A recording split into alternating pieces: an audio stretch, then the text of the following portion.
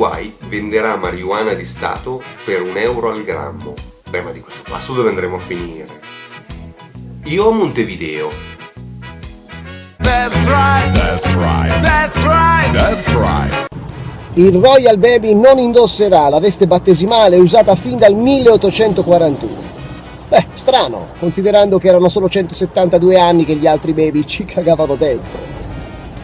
That's right, that's right, that's right, that's right.